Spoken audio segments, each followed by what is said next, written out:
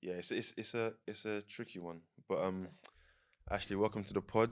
Appreciate you coming on. Let me just hold on, baby. Just Move it push that forward. bit. Yeah. I got a bit of a brain teaser for you, but don't worry, it's nothing. It's Oh no, nothing. let's You hope don't my know. brain's working. Yeah, you don't know nothing about. Just a bit about you, and just for the audience to sort of learn more about you as well. 1 second. Let me bring it up. So it's more like or this or that. Just a couple. So I know you're quite that. I looked and you're quite the traveler or explorer, should Oh I say? no, we're doing this research. Alright, so 1 sec. If it's about like naming a Nah, capital. this nah, it's chilled. Don't worry, it's chilled.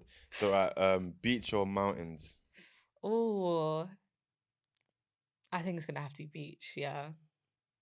Okay. City break or countryside escape?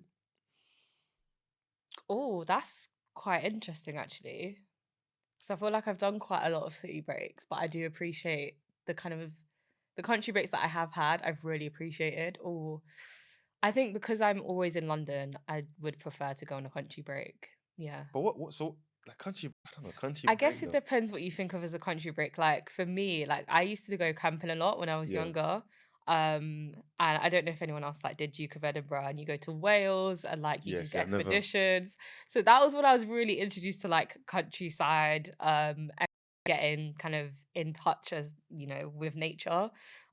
Just like even if you're just at the top of like a hill, it sounds really like I've never not the been. most interesting, but if you're at the top of the hill, you have a nice view, it's a nice sunny day, you hear the birds, you don't hear any traffic, like it's peace of mind is what I feel like I get. What? So what's like is like Centre Park? Is that you consider that I guess yeah, that's a a country yeah, they break? usually do that in like foresty areas, so yeah, I think that counts. But I guess the thing is with Center Parks, it's kind of like ends up being a bit of like a little city and town in itself in the country. So you're not really getting that full country experience Yeah, where you're just out in the open, exposed completely. Probably not as much like, you know, people around yeah. or not as much kind of facilities around. It's just you looking out to a landscape of nature. Like that's a bit of me, that one. You're quite like the not but you're not the hybrid traveler, but you're like a traveler where you can go to places, but you can do the city break, you do the countryside. I feel like I'm the opposite. I feel like I've been heavily influenced by social media because Mm. I feel like places that I would want to go to because I've seen on social media. Not to say that I don't want to go anywhere else, but I feel like there's so many different places that people don't speak about, Mm. but it's the same places everyone goes to, and it's not a bad thing, but it's the same places. Yeah, I know what you mean. I have been influenced a few good times around TikTok, like even going to Montenegro recently, Croatia Yeah, recently. Like I did that this year, and those were definitely influenced by TikTok. Like, I think Croatia was always one that a lot of people have been going to for quite a while now, with all like kind of concerts and around that kind of yeah. happening. But So yeah. did you go for like just leisure, or was it like a Yeah, definitely. Like I went with my friend to Croatia and then I went with my mum to Montenegro, and we just always look for something a bit different. yeah? And also it's very like chill. Like it's not too pricey. Just a short kind of 5-day break, not too kind of Yeah, lengthy in travel. So I went Croatia 2016. I think was the Fresh Island. yeah, I've heard of Yeah, Fresh Island. That that. was quite good, and I think yeah. Again, I'm going to space because I went. Party holiday Yeah, life. and then I think 2019 I went to Afro Nation. See, I feel like, do you know what? With that one, yeah, everyone who talks about Afrolation from the first one that Yeah, they went to, I just feel like if you weren't there, you kind of really missed out. yeah, And like, to be honest, I feel like I did because it sounded great. yeah. I'm not gonna lie. I know like maybe the it's one off now. I can't keep saying oh yeah, first Afro Nation was great, but the first one I know it's a while now, but the first one that was I the think best. it probably was like because no one was doing that before. So it was like the first Yeah, yeah. excitement, starting something new. Like, yeah, I can imagine how just so different it would have felt to some other concerts, especially if you used to go in concerts in London. Like, it's going to be so different. Yeah, I mean, I don't know. Have I been to? I don't think I've ever been to a concert out of London. Um, no, have I been? No, I haven't. I haven't. Trying I, to remember I if I feel have. like yeah. I don't know. Have you been to quite a few out of London concerts? I'm trying to think now, as you were saying, like I don't think so. I think all the concerts I've gone to have been in London. I remember thinking about going to a concert out of London. It was Dave when he had one of his, was it Psychodrama? Oh yeah, That yeah. You done album. quite a few Yeah. Europe I remember tours. London tickets sold out. And like me and my friend were like, should we just go to the Amsterdam one? We didn't end up doing it, but we really did consider it.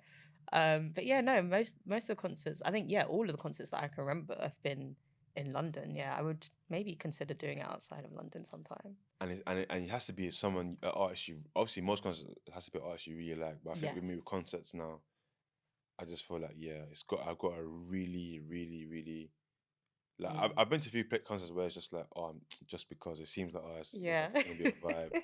But actually, am I really I think one concert I went to in O2 was J Cole. Oh I'm like wow. he's cool, but I'm not really I'm not a like they're good, but like Yeah. the Kendrick the J Cole, I'm not really like that sort of Not that kind of music yeah I'm not invested as much. yeah I'm more like the opposite. I kind of like the fast pace like the mumble rap like the little babies Okay. that kind of yeah I don't know but J Cole so the concert was cool but yeah it wasn't like oh my gosh I'm so excited to be here and I'm another one that I didn't think I would like at the time was Wretch 32. That was a what in Islington. This was years Wow. ago. I think 2017. I Wow. think that was quite good. That's a song. Um, but yeah. So backpacking or luxury hotel. I've definitely done both. Um I feel like it's a no-brainer for me to pick a luxury Yeah. hotel. I don't know backpacking thing. I don't know. I've got a couple of friends. Well, one of my good friends. He done like backpacking like all that Thailand. But for me, But that's the thing. I haven't done it in like Asia, so maybe that's a different vibe. But when I did backpacking, and this is even a long time ago, it was literally when I was in school. It was year 10. We had a backpacking trip around certain parts of Morocco. yeah, And it was good because each part we stayed in like a different hotel and stuff like that, and it was really good. But it's also a lot of stress. Like, and I have to fit everything that I want yeah, into this bag. And the bag was a huge bag. The bag was bigger than me at the time, and it was heavy. So I would say luxury hotel because I don't have to think about the faff of I can't bring this bag because it doesn't fit, but then it messes up the outfit. And yeah, I like clothes, so it's very I difficult. I feel like I've kind of missed my window for backpacking because I feel like now I don't. I feel like backpacking is something you should have maybe like take a gap year, go backpack to like I know what you mean. Southeast Asia that kind of vibe. But I feel like now backpacking, Can always I don't. take a career break. I don't see the. I'm more of like luxury hotel like that kind of Mm.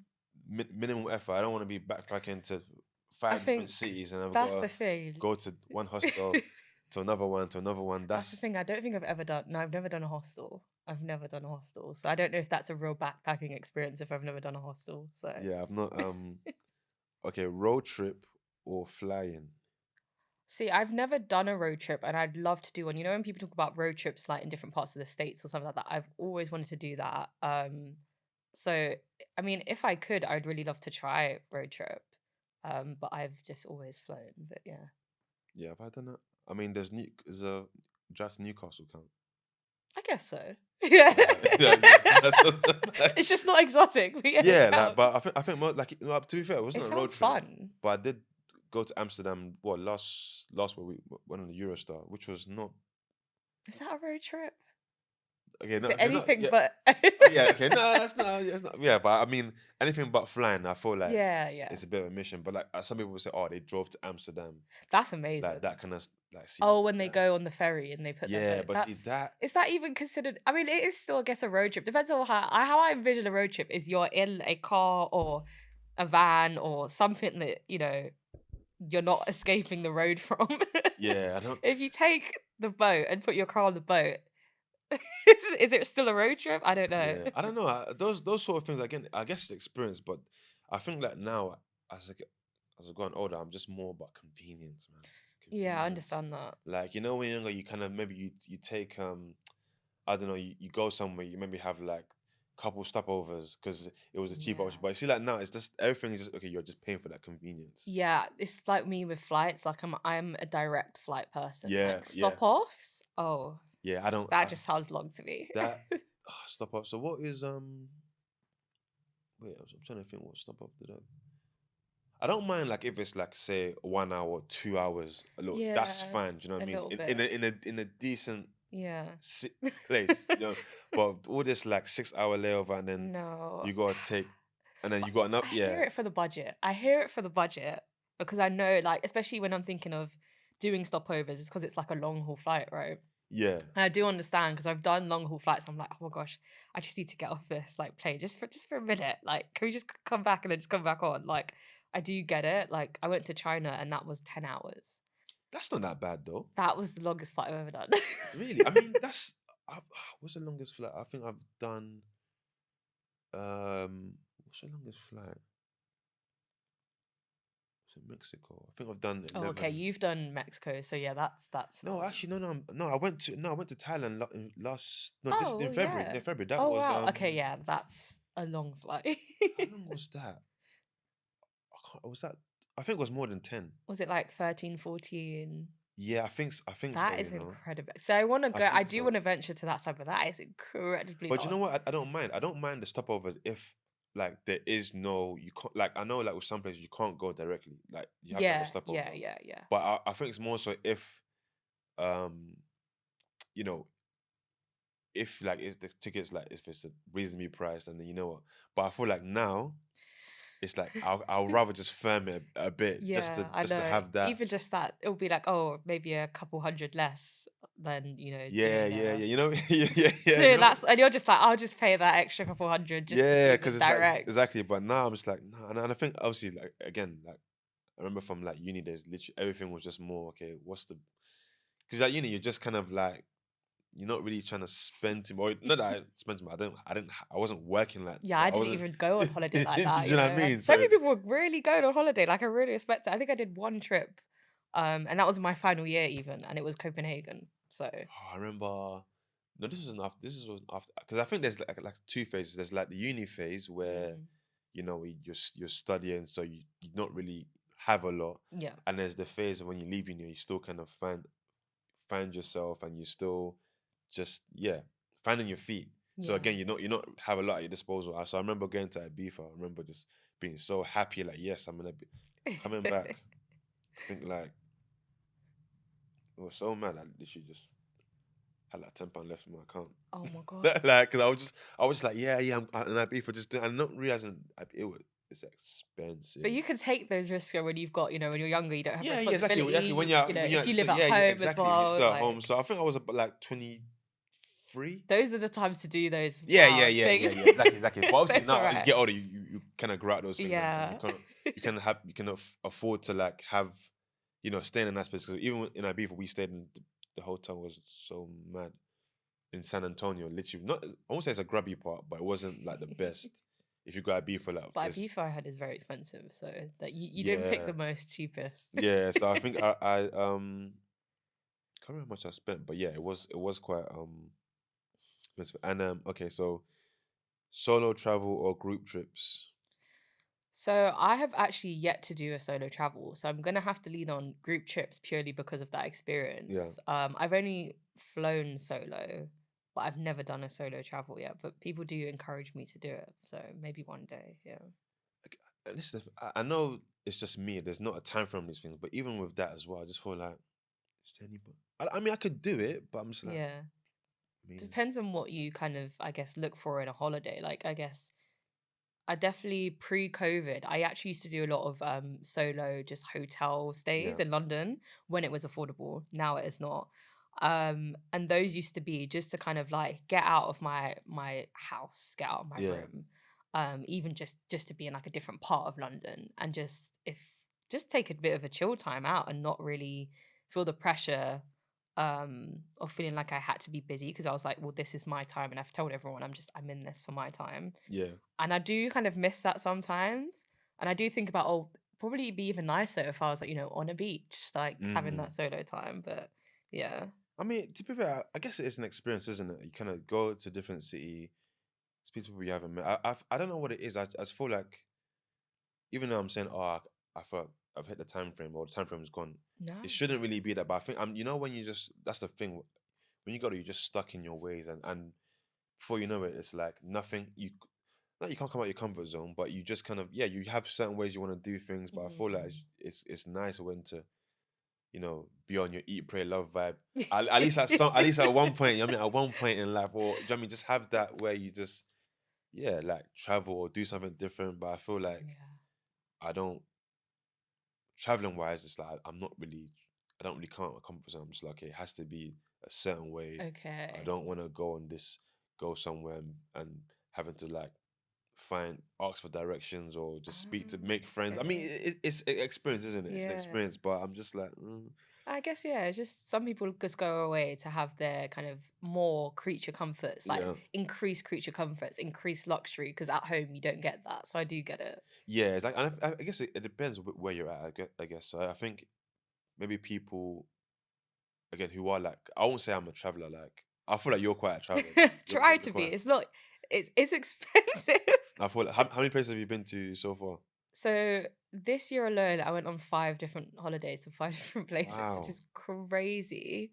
I think overall, I actually have a running list. I think I've been to like 19 countries in my lifetime. 90. 19, Oh no, 19. oh okay, okay. Woo! I was like, wow, Wow, I wish it was that much. No, 19 countries, and I'm 26, so it's not too bad. wow. Um, you yeah. So I you're have. being humble now. You're the I would traveler. say my mum definitely started me off from young. I think from like the age of like 4 or 5, we were in like Spain and stuff like that. So Wow. it's very fortunate. I But think yeah. I'm double digits, but I don't think I'm nowhere near 19. I think I mean, I kind of started like I think around 23 or I think around 2023. Yeah. Haven't been to a lot. I don't have like a sort of goal, but I do want the place that Yeah. I do want to experience It's a privilege. Traveling is definitely a privilege. honestly, and I think it's one of those things where it's like do it whilst you can. I know that Yeah, sounds very everyone just morbid, no, but everyone honestly, everyone does say it. Everyone says it to me as well. Like as I'm, I guess, getting older, they're like, oh, travel as much as you can. Like when you yeah, get older, you've also got more responsibilities that you're likely to have. And yeah, as you get older, it's like, yeah, can I even travel now? Maybe because of like health issues. And yeah, yeah, I don't want to have regrets. I definitely, in terms of traveling, like I want to explore so much of the world. mm, Yeah, I guess that really, it's not like morbid as well what you said about, whilst you still can, because yeah, definitely for me, like, I guess we'll probably get into this, but yeah, my dad always encouraged me to mm, travel, and my mum's always been a massive kind of, yeah, pusher and kind of getting me to travel, and from young, as I was saying. But yeah, I know my dad did really like to travel, and he always did say, go and see other parts of the world, see how they live. It just really open your eyes. yeah, And I think it just gives you a different perspective on life. Every time I travel, I'm like, wow, I might think, oh my gosh, like this is so different to how I live. And like also there's kind of, again, you kind of recognize your level of privilege in different type of ways, when you go to certain different countries, and what you have access to. For example, free healthcare. I know mm, the NHS, it does what it can with what it has at the moment, but even just something like that compared to if you go to other countries where you have to pay and it's a lot of money, and it becomes a really big kind of burden and struggle for a lot of people. So yeah, just things like that. And I love different kind of cultural food and stuff like that. So yeah, it's definitely a nice to do if you can do it. But yeah. yeah. And I heard what you said about like traveling, and it gives you like a new level of appreciation. Because even whenever I travel, I get that what like I shouldn't really complain about a lot of things, and I get annoyed Yeah. with myself because I feel like it shouldn't take going No, somewhere or seeing exactly. people like live a certain way to be like, you know Yeah. what, oh let me just be appreciative. I think it's human though, Yeah, because we're in a bubble, aren't we? Like exactly. This is you it, don't and know until you step outside that bubble, and then you're like, oh, okay. What I yeah, experience on a daily is nothing compared to what maybe other people do. Or some people go to another country and be like, oh my gosh, they have it way better than I do. Like, it could be yeah, anything.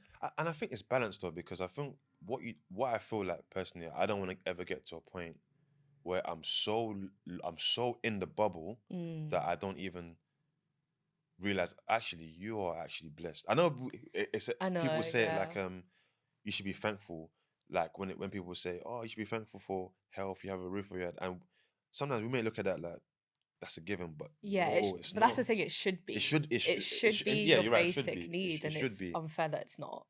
definitely, and I feel like also as well, it's us realize because I feel like when I say us, I feel maybe let's say people who live in London. I think people who live in London, people will feel like people who don't live in London or maybe live somewhere else. Mm. It's like sometimes like going back home, like because I'm Nigerian. Sometimes they just think, oh, everything's sweet. It's like no, bro. Like I'm like it's not that, It's and not it's as like you know easy what I mean. as you And think. sometimes Yeah. like so obviously, but not that I go there. I'm trying to be like, oh yeah, look at me. I've got iPhone. it's not that, but No. it's like sometimes some family and friends back home don't realize actually look, we have our own struggles here too. It's not Yeah. like it's not like yeah, well, we're in I'm in Buckingham No. Palace chilling. You know what I mean? It's not so it's You might pop up with an iPhone or a yeah, designer exactly. top, but it doesn't mean that everything's, literally Yeah, peachy outside of exactly. that. Because I feel like sometimes like even just for example, even iPhones where like, oh, it's just I say just the iPhone, but £1,000 on the phone, like that's quite a lot. It is. And oh gosh, even with iPhone, the whole thing, there's just I even question myself where I should just have an iPhone now. With Oh, I know. Oh, everything yeah, going yeah, on. And yeah. that's even kind of, even though it looks like a status of wealth, from that side, for us is kind of like, now a lot of us are now thinking about, well, actually it's not. It's actually the flip opposite, complete opposite of a status of wealth now. So it's even like just all perception, isn't it? Yeah, It's and all perception. but I think the bottom line is just understanding like just being grateful. And I always feel like, especially around this time of the year, you know, like Christmas coming up and just the year ending, I always get in that sort of reflective mode, and and always again reflective mode, but also remembering that okay, like, for example, Christmas, another Christmas Mm. without my parents, and I think those are the times when you realize actually, look, like family. I'm not saying this should be 1 year, 1 day out of a whole year where you should appreciate your family, but Christmas, when you think Christmas, It does it's the family bring element. up those It images. kind of reminds you how grateful you are, But yeah, it's hard. It's hard to find that balance. But I feel like I never want to be so lost that I don't ever. I'm just ungrateful to the point where Yeah. I lose certain things, and it's like then I'm like, oh, I'm feeling, oh, I should have been grateful then. No, I feel like Mm. it's about being grateful in the moment, and it is hard. It is hard, but it's finding the balance. And but I think for me personally, like with going through grief, it's made me more appreciative of things, Mm. and just not just of things, of people, and even just more so with family now. I feel like I'm close enough to like my aunt, my mum's sister, because I would say because of the grief. I'm not saying I wasn't close with her before, but I feel like there's now been like a new bond sort of created. That's And lovely. yeah, I'm grateful. And one reason why I wanted to have you on, because I know you've been through grief as well, and I can imagine it's probably quite a difficult time. And yeah, it's hard to go through. I know I wouldn't say that you're too young to go through grief, but I would say you're quite young to go through grief, because I feel like Yeah. I lost my uh dad at 23. So you lost your 20. at 20. Yeah. So I can imagine, yeah, it's quite at 20.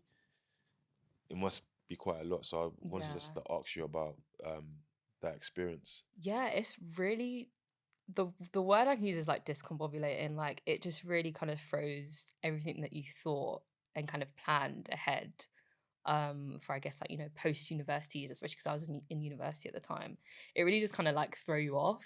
And I wouldn't say I had like massive plans for like life. When people say, what's your 5-year plan? I wouldn't say I necessarily had like fixed things, but I just always thought that, yeah, there's certain things that I would do in terms of maybe like career, or like even travel, or like even like I had the plan to actually work with my dad after uni. Yeah. So that was actually supposed to be my first Oh job, is wow. working with my dad. So it's even that, like, those are the things that I had planned for my career.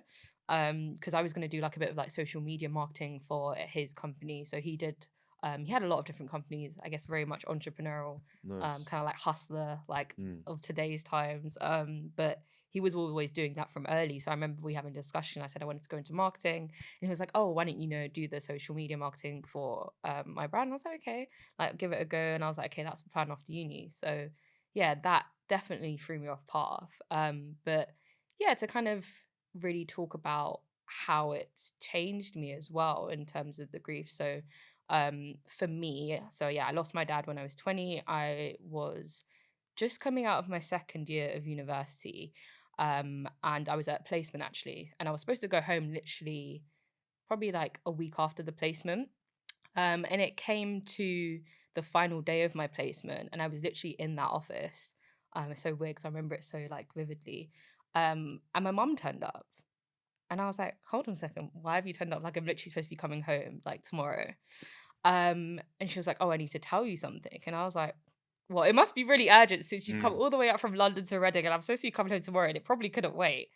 And yeah, that was a strange feeling. Remember feeling like really on edge. I was thinking, oh, like, has something happened? And I guess, unfortunately for me, something did happen. And my mom had to break the news to me, which I can't imagine what it would have been like for her to even have to deliver that to me. But she told me that my dad had passed. And I was like, I don't think it really registered. Um, and especially because the way in which he passed. So um, the term that I kind of use and what I speak about a lot now is his type of loss is called a stigmatized loss. So that is terms of the stigma that is attached to surrounding how someone dies. And I'll go into it a little bit more actually, but it's essentially where you have, judgment and exclusion of certain types of death loss. And just kind of it can really just make people feel very much ashamed in terms of how they've lost someone. So there's different types of what's called a stigmatized loss. And I discovered this through literally online research. I was reading a lot of journal articles at the time, just kind of really trying to unpack what's going on with me and my grief and my loss and why I feel just literally ashamed and feel like I can't speak about it. And I came across the term, and stigmatized loss includes different types of death loss, but it can include things like um, homicide, death related to kind of mental illness, substance abuse. Yeah, there's quite a few kind of different types when you think of something that is considered a taboo in society. And for me and my dad, he passed as a result of a homicide, so a murder.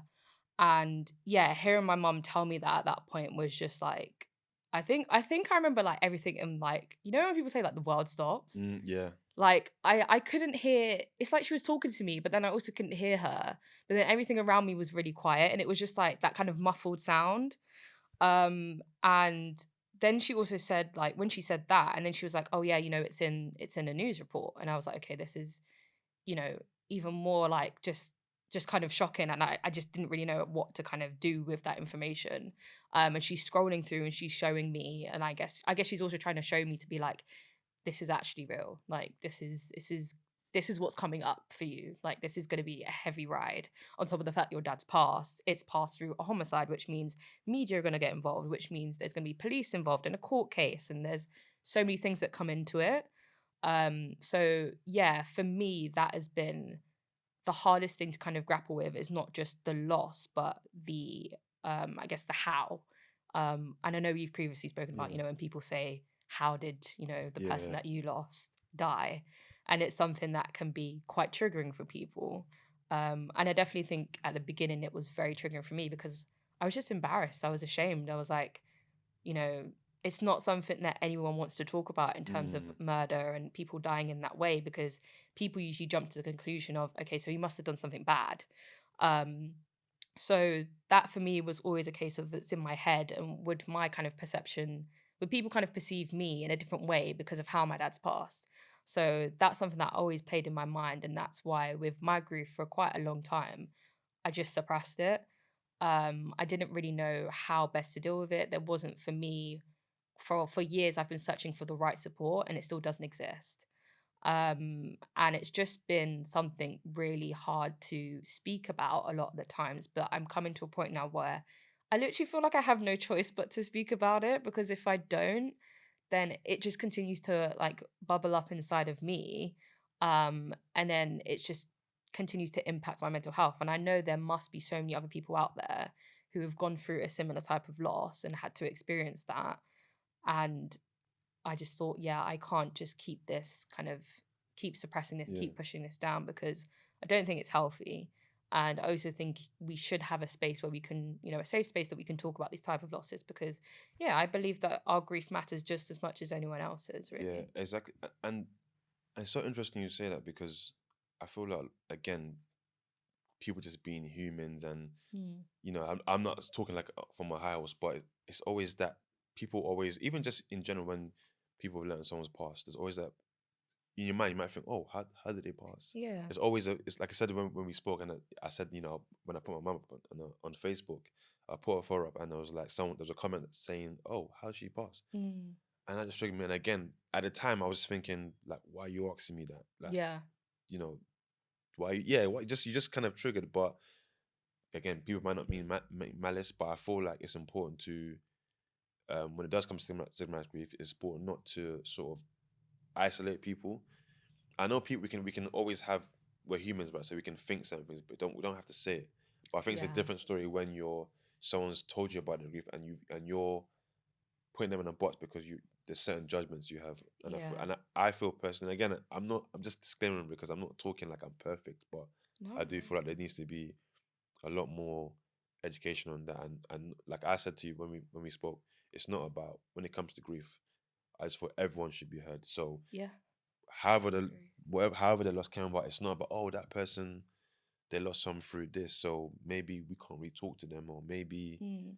oh, so it's so many different Yeah. things. And unfortunately, like, we live in a world, there are stereotypes, there are preconceived notions, so people Yeah. are gonna, it's almost like we make our own stories in the head. Oh yeah, this person passed away, this happened, oh yeah, maybe Yeah. it's, No, but again, exactly. there's another side to where there's the people who are bearing the brunt of it.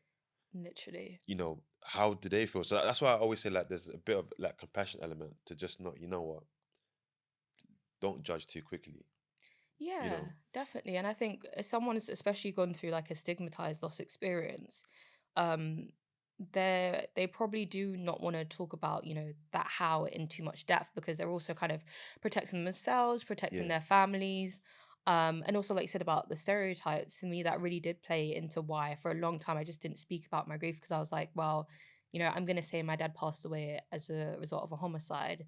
And people are probably going to be like, well, he's black, he's a man, it's probably something bad. He's probably put himself in a bad situation. He's done this and it's his fault. And, well, then that's that, kind of like, so it's kind of like someone saying, well, he kind of deserved to die because, he might have been involved in something necessarily, for example, criminal as a black man, usually criminalized. So it's hard to kind of really to get people sometimes out of that mindset because of course we live in a world where racism unfortunately still exists and it's still very prevalent and it impacts people's biases. That's why we have racial biases. But I think it is, like you said, giving people that grace and that compassion to be like, yes, they do want to talk about their grief and they do want to talk about their loss. And it's also up to them how much they want to kind of delve into that. So yeah, and that's the same way for me. I don't necessarily want to go into too much detail about it for my own mental health. yeah, But it's also something that's bigger than me and impacts my whole family. So, there's a level of respect there for, the people that have gone through it, but also their kind of level of respect for themselves and how yeah, much they want to kind of delve into it. Yeah. exactly. And at the time when you was at uni, how did you, because when you said literally it's in the news everywhere, so how did you deal with that, or how did you shield yourself from that? Yeah, I mean, I think in a way it's fortunate that it wasn't like, thankfully, widespread news. I actually don't know how much control you have over media issues like this. I don't know if my family at the time had said, so maybe like my grandparents, I don't know if they had said that one, they don't want faces in the media because that wasn't in there. I don't know if they said, I don't know how much control you really have. Fortunately, it was only in kind of really like really small online, I think, as well, like news outlets. So it wasn't, as I can imagine, as compared to some people who have gone through this experience and it is a murder and it's kind of high profile. Yeah, It wasn't, as I would say, as intense. I was more kind of concerned about what was going to happen next in terms of just generally a court case. Um, and that was really tough because that happened, it's court cases are very drawn out, long processes. So throughout the whole of my final year, that was basically the whole of the court case. Like it, it, wow, it was incredibly long. I chose myself not to go to any of those court cases. I didn't actually step foot in a courtroom. And that was a decision my mum and I actually made. And she gave me advice, but she also said it's up to you. And I said, yeah, it's not for me, especially because I was at uni and I really wanted to complete it. And that might sound really selfish because it's like, well, why would you not just go to the court case and listen to about what happened to your dad? But I think for me, I wanted to remember him in the way that I wanted to remember Yeah. him, not from kind of like, you're going to have jurors and people debating about his character or debating about, yeah, different things relating to his life. As a court, they're going to dig into the ins and outs of Mm. your life, and they're going to try, as the other side, paint you as someone maybe that's, not in a good light. And they're also going to bring up really sensitive images. In relation to the homicide. So that kind of graphicness is not what I wanted to see. I wanted to remember my dad how I wanted to remember him. So for me, that final year was really just me trying to. I think I really just suppressed my grief in order to actually continue. I didn't see there being any other way. I had counselling. The uni were actually really good in terms of I did have longer length counselling than maybe some other people might have. I think I had, I guess usual was 6 sessions. I had Yeah. 8, which 2 Was it extra cruise? sessions. Wasn't cruise, right? No, this was Right. through my university specifically. So they had counselors like student wellbeing. So Okay. they had counselors on site. So I did have bereavement counseling. In hindsight, it might have even been too early to be doing that because I wasn't even able to just kind of process everything before even getting to the stage of being ready to somewhat heal. But yeah, I just really tried to focus on getting through university, especially because I know like how much my dad was like really proud when I went to university and Yeah. was really happy, and I knew he'd want me to finish it and I wanted to finish it. So I just tried to just wade my way through that final year, and Like it it was was such kind a of like blur. like you're doing it for in honor of him. Yeah, I And get yeah, it was. I even dedicated like my dissertation to him nice. because ironically enough, ironically enough, my dissertation, which is crazy and probably when I think about it, I'd already started it and I was really passionate about it and maybe I could kind of take it out of context a bit. But my dissertation was actually about the depiction of young black boys and police brutality in Okay. contemporary American young adult fiction. Oh wow. So naturally, I was actually going to be looking at texts in relation to violence against Black Mm. bodies. I was looking at literally things about homicide. So realistically, it wasn't the best topic for me to do at such a touchy time, especially because I had gone through, in a sense, something that is quite similar. But I don't know if it was because it was in an American context, if it was because it was in a fictional book. I don't know what it was, but I was able to kind of really I just really kind of just delved myself into it. And I also do think sometimes for me as well, I've always been interested in kind of crime and Mm. investigation. A lot of people like crime podcasts. I am definitely someone who listens and to crime podcasts previously, not as much now. And also things like Law and Order and Criminal Minds and things. Yeah. I've just always been in that investigative mindset. So those are the things that as well that at the time, like it was kind of a battle between is it okay for me to kind of listen and watch these things, even though, technically it could actually be very triggering. And it was something I actually debated about with the counselor at the time, and she advised me to kind of take a step back. She was like, I know your dissertation is about Yeah. this and you want to finish it. But outside of that, do not watch or listen Yeah. to anything crime related, which is actually very difficult, I realize, because a lot of things on TV, on social media, in films, I've realized that there's There's a lot so of much crime. focus on crime. Oh my goodness. Some You can't like you escape just it. all you got to do is go on Netflix. You Yeah. can't escape it. Literally, like I've always loved documentaries, and a lot of documentaries tend to be about crime and like homicide related issues. And it's so strange because it's one of those things where you really don't think it's going to be you until it's you. Mm. And that's something that really played in my mind. And it's probably why I really did have a tough final year, because not only was I dealing with that personally, I was also having to kind of, in a way, write about something quite similar and quite touchy and personal. So it was very difficult. Managed to complete my final year, thank goodness. Thank God. Congrats. Congrats. Um, I did really well. So I was happy with the grade that I got and everything like that. Like I never thought I was going to actually achieve the first that I wanted to achieve, but I did. By God's grace, I don't know how I did it. I genuinely think people were watching over me and helping me to finish that dissertation because it was a lot and it Yeah. was heavy. But yeah, it was a lot of just trying to push myself through and just be like, I have this goal at the end. Let's just try and focus on that. And it was like, let's just try and focus on that and then grieve. Yeah, like that's amazing because honestly, if that happened to I don't think I'm going. I think I'm dropping out. I'm not even I don't exaggerating blame people. I, because I don't blame that people. is. I mean, uni in itself, It's take a away going minefield. through it's a lot anyway. But having to deal with your own grief and still settle down, focus, and that, yeah. It's a blur. I will say it wasn't it might sound quite straightforward in that I just kind of powered through and just did it. It was incredibly difficult, especially because, like I said, it was the nature of the topic that I was dealing with for my dissertation. But I did have a lot of extensions. I graduated a lot later than everyone else. I think I graduated in the, I think it was September, October time. Everyone else graduated in the May, so I did take a lot longer to write my dissertation. So yeah, that was it. I graduated in I think it was November or December. I submitted my dissertation in September, so I had a lot longer time than everyone else. And my uni were actually very good. They did say, don't feel like you have to, rush this. Don't feel like you have to submit it by the end of the year. If you want to carry on and graduate next year, you're more than welcome to. Like, we'll Wow. support you. So they were really, really good. I had some really good tutors, that were really, really supportive. So yeah, it was me. I still took longer, but I did complete it, and it wasn't by no means easy. There were days where I had writing blocks and mind blocks, and I couldn't write, and that's why it did take longer. But I yeah, mean, I know you may not want to singing out the uni, but that is actually quite good because I'm not sure how it works because obviously grief's not something that happens, like at a particular time. But to actually show support to you like that, given that the nature of it, I think that's good on the uni, man. That's really no, good. absolutely. I mean, I'm really open about it. I don't mind sharing the uni. It's University of Reading, Nice. Okay, that I Redden, went to. Redden. But yeah, I had some really, at the time, I don't know if they're still there, but I had really great tutor, my personal tutor, Nicola. She was great. Definitely shout her out. She was a massive support, and also a lot of people at student well-being that were really helpful to me. I can't remember the person's name, but she was like a really good godsend. But yeah, And something you said earlier about, especially the topic, which was quite interesting on your dissertation, but I feel like that is so key because whenever things happen, we saw it quite a lot.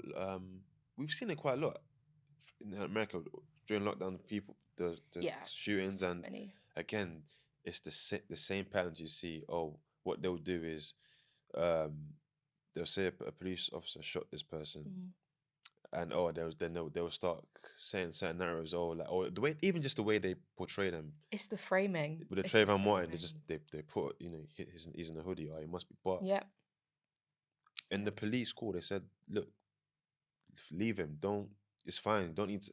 Yeah. And even then, people are still Yeah. judging, or young black person. Oh, he must have done something wrong. Media is so powerful. I know you studied media studies, so it must be like, I don't know if you studied, like, when I did media studies at A level, there was literally something called framing. So it's how the media Yeah, yeah, literally frames, like you said. It always, what we looked at was the image of Mark Duggan, yeah, and yeah, how the media framed him in a hoodie, supposedly looking aggressive or, a little bit kind of suspicious, when he was actually holding, wasn't it like yeah, yeah. a It was like a gravestone or I something think it like was that? his was I'm not sure who, one of his loved one who passed away. Yeah, It was, yeah, the gravestone, but they, yeah, they cut out at least right. from that there. Exactly that. That is just a So it's prime just, example of how powerful media is, especially in instances where it involves Black people, where it involves instances of crime. It's really, really important that we don't take everything as face value when the media portrays it to us. You oh, have to understand 100%. the agenda of the media. And the thing is, well, even just the media, certain institutions, we see all the time how Mm. it's different rules for other people. And I always feel like, again, if a black person, not all the time, it's a black person that, oh, there's always a certain narrative Yep. amongst like black boys, and it's just crazy because again, people, oh, like again with the whole Chris Cabot thing. Look, there's a lot of mixed opinions. Don't get me wrong, Mm. but some people say, oh well, well, one less like work to worry about, It's one less, crazy. and it's like I'm just thinking like, again, like I'm not judging, but it's Mm. crazy. It's just crazy though. I don't know. That's, I again, I just agree. feel like Mm. I just can't be saying that because I know on the other end of it, there's a family Exactly. who It's are, other people's shoes. and It's look, definitely. I don't think anyone's, well, I can't speak for anyone, but look, no one's perfect. But at the end of the day, Yeah. like there's a family who are grieving. So Exactly. I think that's the thing. There's going to be all different types of, death losses, and how people die is how people die. But like you said, it really is the families, the friends, the networks around those people that die in whichever way, that are incredibly affected. And in people being so judgmental, it has an impact greatly on those people's mental health, and also how they grieve. And that's for me is the most important thing. I can't, like you said, I don't judge, and I don't speak about, how people may have potentially got themselves into things that have caused their death. And like you said, people make mistakes, no one's perfect, we're human. I don't speak I personally don't like to speak about, reasons why how people died. For me, it's always thinking about, you said, those families behind that. Yeah. How are they doing? How is society supporting them, if they are? And if it's a stigmatized loss, 9 times out of 10, society don't support them. And there is just a massive kind of what I call a bit of a grief gap, in the space where people who've, experienced those types of stigmatized losses, there isn't a space for them to really feel like they can grieve. And that's something that I've really been wanting to create, and kind of, Yeah. yeah, really kind of design a space like that. And I think as well, what I feel like is, and again, with the media framing, it's almost like the media, they just know how to just get people. They know what they're smart. They know what to do.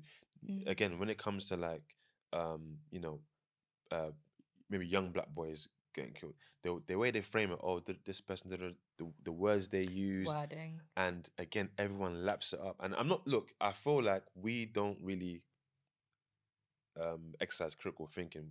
Oh, this we No, we saw don't. that Not enough. the Chris Cabot thing again. It's crazy, but they put a video up, and yeah, looks mad. What the video put up, but everyone, but they know what they're doing, because it's like, Mm. oh, okay, you know what? Okay, oh, this person must have been. It's So not it's all right. specific. It's all right. He must have been doing this and Yeah. that. So it's Yeah. fine to.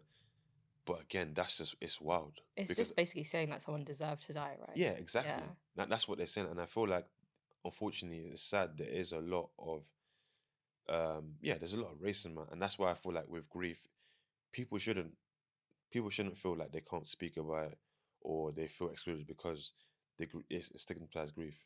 and Mm. and I feel like even how I came about noticing your work is just through your TikTok and learning more about that. And I know you said you're sort of changing it around. Yeah, no, it's I appreciate it. Yeah, so currently currently it is a TikTok platform called Black and Bereaved. And yeah, no, it's not, the thing is where I'm at now, it's when I first started that TikTok platform, I just knew that I wanted to kind of really provide a bit of a community support for people who had gone through a stigmatized loss and who are grieving a stigmatized loss. And also really educate people about it, because I didn't actually know about the term, as I was saying before. Like, I was just doing loads of research. For years, I've been doing research around if there's any support for people in my situation.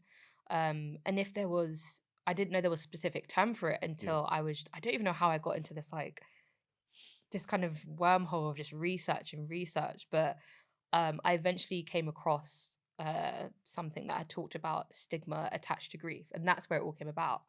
It was a bit of I think it was just like a online article, nothing like a journal published or anything, just on a website, and it spoke about stigma attached to grief, and that's where I started to really kind of process and understand this is what I'm going through. And then it actually started referencing some actual journal articles that did yeah, studies around stigmatized loss. And I was like, mind blown. I was like, oh my gosh, there's a word for it. So I just wanted to educate people around that term. So that's where the TikTok platform has started. And I am in a bit of a transition, I guess, as the page has started to grow, I've also started to grow within it. And I mhm, will say that the page has really helped me to process like the grief. It's actually forced me to kind of really open up, and really be someone that can say, look, like, I'm someone who's gone through this. I'm really trying to be someone that can also speak aloud yeah, and bold about, my experience and my grief experience. And it's kind of like, I want to give people the kind of opportunity and the chance to be like, that can be you too, if you want to. yeah, There's no force. You don't have to talk about it. But if you want to talk about it, you absolutely have a right to talk about it. You have permission to do it. So I just wanted to kind of give people that kind of, yeah, a bit of a someone to kind of be like, that person's doing it, why can't I? And I've kind of seen that a lot for myself, and other people's social media pages where they talk about different things. I'm like, oh, like, I really want to do that. Like, it's kind of like that person gives you that permission now once they've said it yeah, outwardly. So yeah, and I'm in a bit of a growth stage where I'm talking a lot about a new kind of, I guess, a bit of a movement that I'm trying to create now, which is called shamelessly grieving. And that for me is about grieving and being quite brazen and bold in your grief and really feeling like you can feel those emotions, but in the face of like stigma and taboo and shame, and not feeling like you can't grieve because of those things. So I'm on a bit of a journey, and I think that TikTok page is going to kind of embody that kind of journey as I move forward with it. Definitely in the next kind of few months, I'm doing a lot of thinking around it and what I want to do with it. And I think for me, where I'm at right now is really wanting to create a movement, a bit of a social movement, in the grief space, and basically be around shamelessly grieving. So I yeah. think that's very important because, not like you said, not everyone has to talk about it. But I feel Mm. like with one person, they might come across your page and be like, you know what, I've gone through this. This has helped me. Mm. And yeah, it is hard because even with me, I often get a bit I won't say insecure, but I just get a bit what's the word I want to use? Not shy, but a bit, I can't find a word, but not scared, but a bit apprehensive sometimes when talking about grief Mm. because I've had my sort of platforms for a while, Yeah. but I feel like now I'm actually starting to actually no, I really want to be more intentional with it. You know, share I've shared my groups across different Yeah. platforms, but just really be yeah, just really be open about it, and because I want to help other people, but sometimes it's just you just get in your head, oh, but what if like It's not easy. this, and it's like oh, like you know, What are people gonna think? yeah, or it's just silly things on TikTok. You post some things. Oh, is the background look crazy? Yeah. Does the Is the quality look good the enough? lighting man? Is it? Or like you know what I'm trying to say, like, oh maybe my beard's not combed. Like it's just like it's just like silly No, it's stuff. so true. But I'm just like, listen, forget all that. I'm not fussed with all that. I'm just more wanting to see how can I use this platform to help others, Yeah, and how can I add value and you know give some definitely. sort of, because again I feel like, you know, 9 years ago when I lost my dad, I didn't have anywhere to turn, or Mm. you know, yeah, I had family who supported me, which I'm grateful for. Yeah. But just in terms of like an online space, I never knew Yeah. there was a online sort of grief community where people Mm. are having podcasts, having pages, talking about their loss. It was just almost like, wow, this is crazy. So I think, yeah, so I'm kind of glad that you know, I'm in that space where I've seen people, you know, I've come across your page. So yeah, I just think it's important. Yeah, no, I really thank you for starting your podcast, your brand. I remember telling you that you were literally one of the first podcasts Oh, that thank came you, up man. when I was searching like grief conversations, and there wasn't much out there. Especially I was really looking for at the time Black British Yeah. conversations about grief because there wasn't that many that were quite prominent in the media.